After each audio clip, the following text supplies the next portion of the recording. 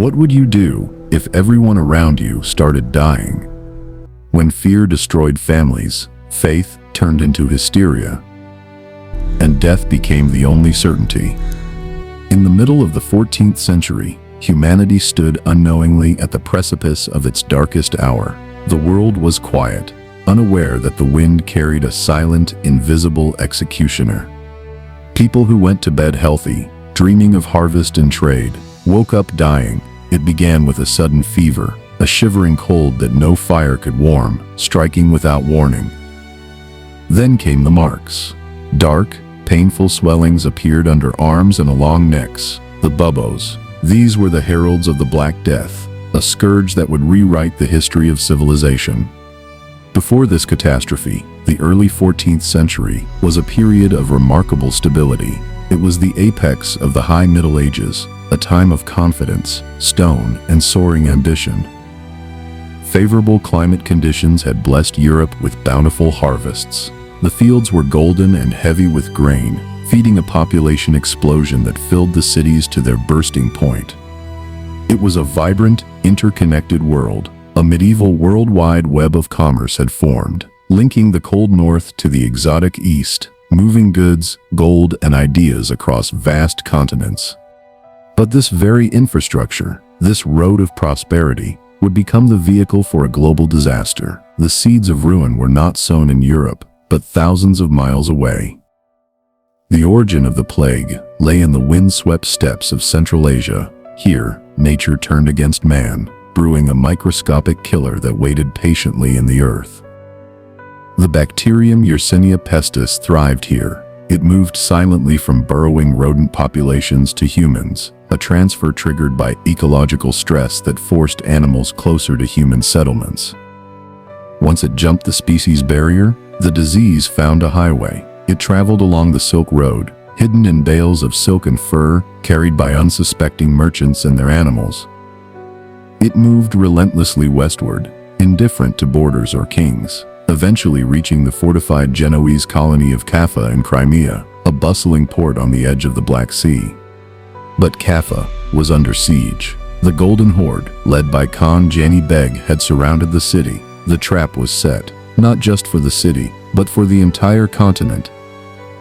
During this brutal siege, the plague struck the Mongol army first. Soldiers fell by the thousands, their bodies piling up, the siege nearing collapse due to the invisible enemy. In a final act of biological warfare, Jani Beg ordered the impossible. He commanded his troops to load the catapults, not with stones, but with the corpses of the infected. The dead rained down upon Caffa. The disease was no longer outside the walls. It was thrown into the heart of the city, spreading terror and corruption instantly. Panic gripped the Genoese. Realizing the city was doomed, they scrambled for their ships, desperate to flee the horror, unaware they were taking it with them. The ships fled back toward the Mediterranean. They were floating coffins, unintentionally seeding the infection at every port they touched, turning trade routes into death sentences. It began with the devastating fall of Messina in Sicily. When the ships docked, the crews were either dead or dying. The dock workers who greeted them were the first to fall. The contagion spread like wildfire through Sicily. It moved from the ports to the piazzas, entering homes and markets, sparing no one, regardless of wealth or status. News traveled ahead of the death, but there was nowhere to run. Venice, the queen of the Adriatic, implemented the world's first organized defense against the pandemic. They established the Trentino, later the Quarantino, a 40-day isolation period on the island of Lazaretto. It was a desperate attempt to hold back the tide. But the quarantine was porous. The plague swept through Europe's crowded, unhygienic cities, where narrow streets and open sewers created the perfect breeding ground. Doctors remained baffled.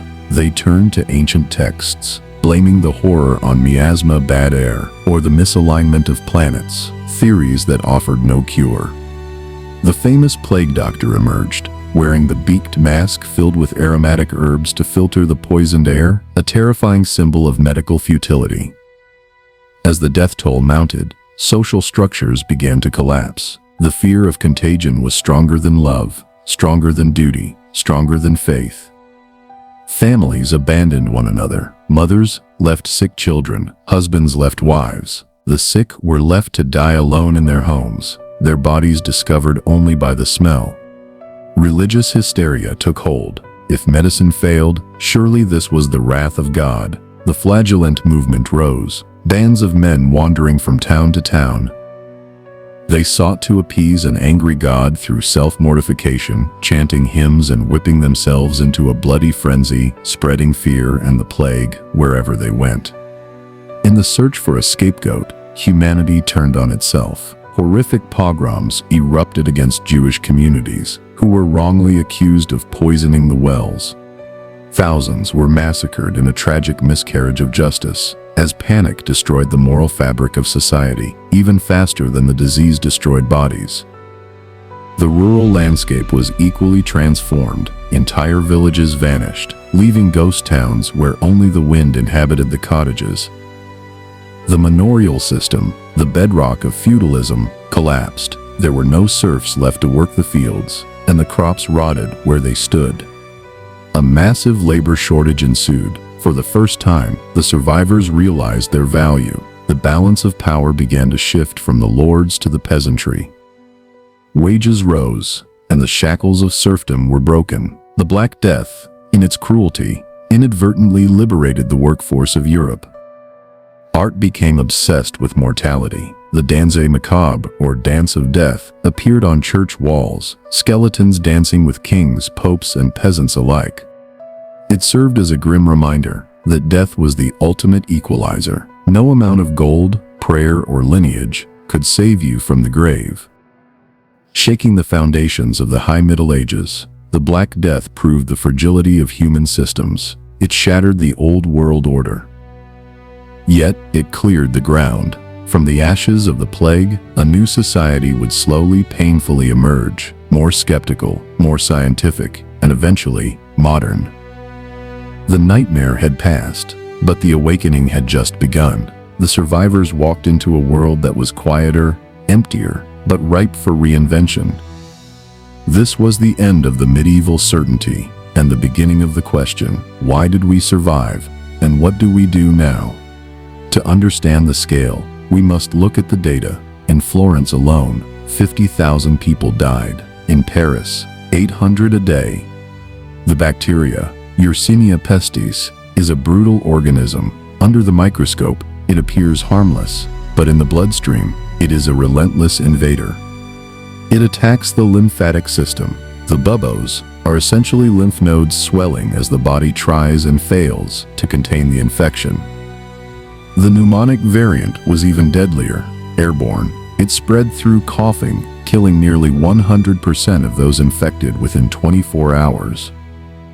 The speed of death was terrifying. Boccaccio wrote that men had lunch with their friends and dinner with their ancestors in paradise. In the countryside, livestock died too. Sheep, cows, and goats fell to the plague, their carcasses littering the fields, creating a stench of death across the land. Wolves and wild dogs, sensing the weakness of man, encroached on settlements, scavenging the unburied dead, adding a primal fear to the pestilence. The church, the pillar of medieval life, was decimated. Priests, duty-bound to administer last rites, had the highest mortality rates of any profession. As the clergy died, the church hurriedly ordained inexperienced men, some barely literate, diminishing the church's authority and prestige for generations. This spiritual crisis paved the way for the Reformation. If the Pope could not save them, people began to ask, who could? In cities like Paris and London, the dead outnumbered the living. Cemeteries were full. Mass graves, or plague pits, were dug in panic. Archaeology confirms the horror. Skeletons from this era show no signs of trauma, only the swift, indiscriminating strike of the disease. Yet, amidst the death, life weirdly persisted. Some, believing the end was near, spent their last coins on wild feasts and drinking. Boccaccio described this as the eat, drink, and be merry, for tomorrow we die philosophy. It was a nihilistic celebration of the moment. Conversely, others bricked themselves into their homes. They ate sparingly, avoided all contact, and waited for the angel of death to pass. The psychological toll was immense. The sound of the death cart's bell became the soundtrack of Europe. "Bring out your dead," echoed in the streets. Rulers were not immune. King Alfonso III of Castile died of the plague, proving that blue blood offered no protection against the bacteria. The 100 Years' War between England and France ground to a halt. Even war could not compete with the efficiency of the plague. In England, the village of Wareham Percy was completely deserted, one of 3,000 villages that were wiped off the map forever. The loss of labor led to the invention of labor-saving devices. The plague inadvertently jump-started technological innovation in farming and milling. Women, too, saw a temporary shift in status. With men dead, widows took over businesses, and women entered guilds previously closed to them. But the tragedy also birthed the first public health boards. Italy led the way, appointing officials with the power to isolate and sanitize. They developed the concept of cordon sanitaire, military lines preventing movement from infected areas, a brutal but effective tactic. The passing of the plague didn't end the suffering immediately. Famine often followed, as fields had lain fallow for too long. Yet the survivors found themselves richer. Inheritance laws meant that property and wealth were concentrated into fewer hands. The standard of living for the peasantry skyrocketed. Meat, once a luxury, became a staple on the peasant table. This economic shift threatened the nobility. They passed the Statute of Labors in 1351, trying to freeze wages at pre-plague levels.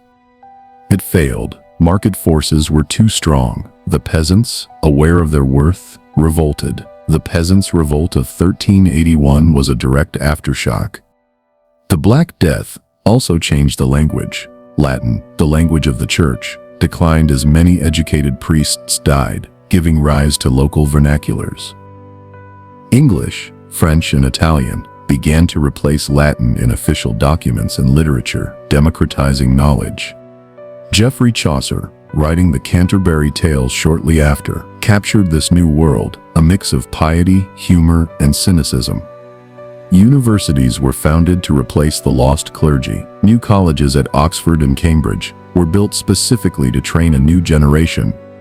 The architecture changed. The perpendicular Gothic style emerged, soaring, vertical lines, perhaps reaching for a heaven that seemed further away. The plague did not disappear. It returned in waves every few decades for centuries, the Great Plague of London in 1665 being a famous echo. But it never again achieved the total devastation of the 1340s. Humanity had adapted. We had developed immunity and skepticism. The genetic footprint remains. Studies show the Black Death altered the human genome, selecting for immune system genes that still protect us today. It was a bottleneck event. We are all the descendants of those who survived. Their resilience is in our blood. The environment recovered. Forests regrew where villages once stood. The Little Ice Age began, perhaps accelerated by the reforestation. This cooling climate brought new challenges, but the population, now smaller, was better fed and more resilient to face them. The psychological scar, however, was permanent. The collective trauma influenced European thought for centuries, fueling a morbid fascination. Yet, this fascination with death eventually turned into a celebration of life. The Renaissance was in many ways a reaction to the plague. If life is short, make it beautiful. If death is certain, make life matter. This was the new humanism. The Black Death broke the chain of tradition. It forced people to think for themselves, because the experts had failed them. This intellectual independence is the cornerstone of the modern mind. We questioned authority. We questioned nature. We questioned God.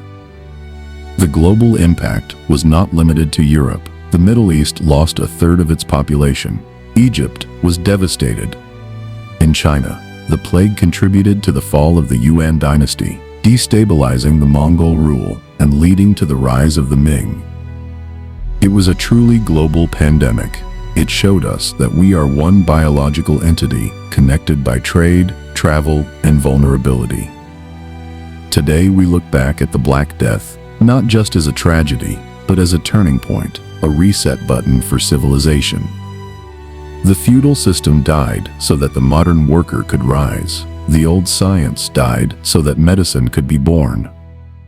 The silence of the 14th century was the deep breath before the shout of the modern era. As we walk through our modern cities, we walk on the bones of the past. The lessons of the plague are etched into our institutions. Quarantine, public health, labor rights, disinfection, these are the legacies of the great mortality. And what of Brother Thomas, the chroniclers who wrote, "I leave parchment for the work to continue, if by chance any man survives"? They survived. We survived. The human spirit is defined not by how we fall, but by how we rise from the ashes. The Black Death teaches us humility. We are not masters of nature, but participants in a fragile dance with it. It teaches us the value of community. When we turn on each other, we die. When we help each other, we endure. And it teaches us hope. Even in the darkest hour, when the world seems to be ending, the sun will rise tomorrow. The 14th century was a crucible. The heat was unbearable, but it forged the steel of the modern world. We honor the millions lost not by forgetting them, but by understanding the world they left behind. Their silence speaks to us. It tells us to cherish our health, our freedom, and our time. The Black Death, the great pestilence, the great mortality, whatever we call it, it remains the greatest biological event in human history. From the steppes of Asia to the ports of Sicily, from the palaces of kings to the huts of peasants, it touched everyone. It was the end of an era and the beginning of another, a painful birth, but a birth nonetheless. So let us remember, let us learn, and let us walk forward, carrying the torch of those who fell. The rats, the fleas, the bacteria, they are still out there, waiting, but we are ready now. We have the microscope, we have antibiotics, we have the knowledge that Brother Thomas and his contemporaries died to acquire. The cost was high.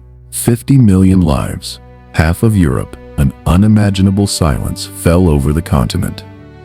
But from that silence came a song of resilience, of adaptation, of the indomitable human will to survive. We are the children of the survivors. We carry their genes, their trauma, and their hope. The Black Death was a mirror. It showed us the worst of us and the best of us. As we close the book on this chapter of history, we leave the darkness behind, but we keep the lesson. History is not just a record of what happened, it is a guide for what is to come.